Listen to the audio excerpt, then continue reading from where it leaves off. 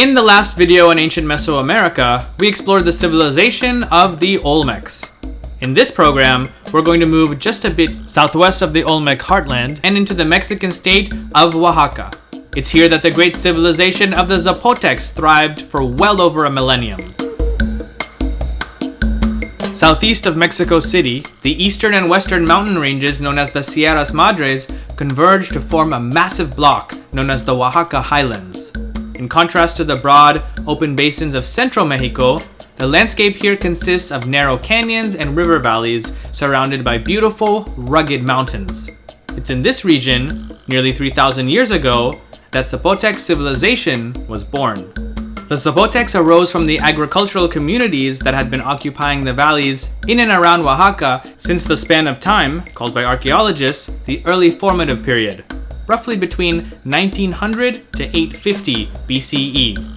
It's during this time that they mostly gave up their semi-nomadic ways and settled in small villages.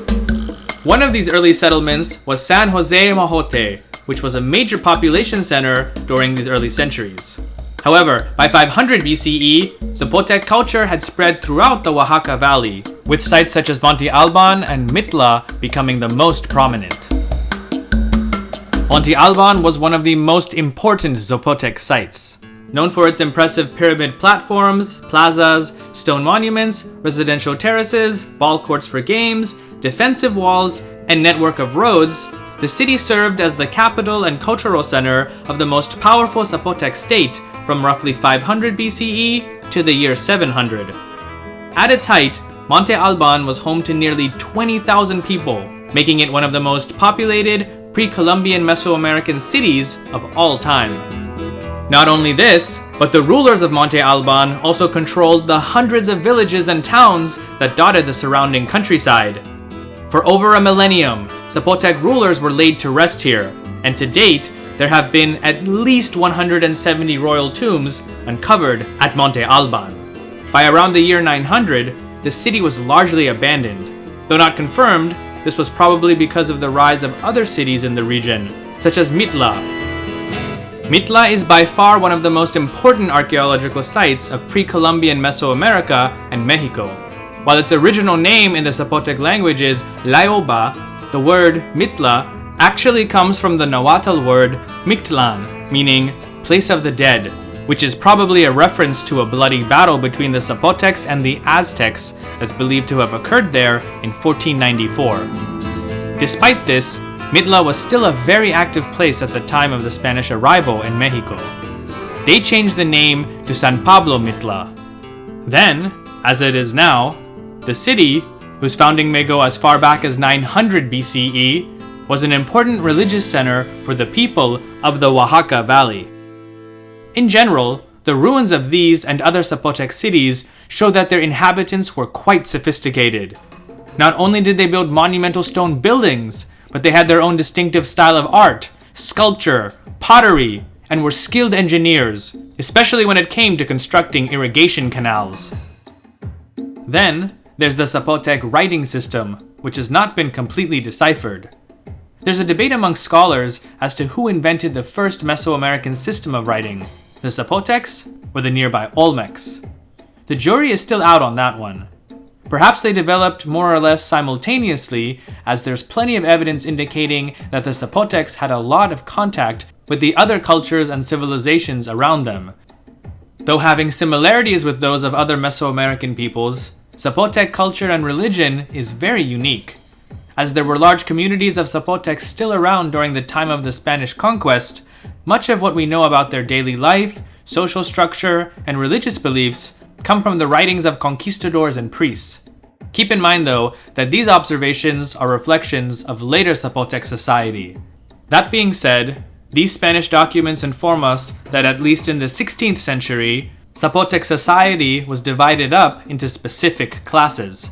At the top was the nobility, which was a hereditary class, much like in Europe during the Middle Ages.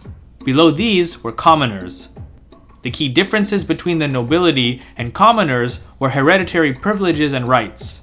For example, nobles were allowed to wear feather garments, jade earplugs, and eat deer meat, while commoners were forbidden from such status symbols and pleasures. This doesn't mean that the commoners were poor. In fact, many of them, especially successful merchants, could amass more wealth than many nobles. The nobles also acted as religious heads, since there was little demarcation between what was church and state, or in this case, temple and state. Generally, men from the nobility underwent special religious training for about a year, which then allowed them to perform a wide range of services, rituals, and sacrifices on behalf of their people. There were cases, though, in which commoners could also become priests, though of a much lesser rank in comparison with the nobles. For the most part, Zapotec religion was animistic. They recognized a supreme being who created everything, but was not himself created. In fact, human beings couldn't pray or even interact with this being. However, they could interact with other supernatural beings and spirits that represented forces of nature, such as lightning, the wind, clouds, hail, and rain.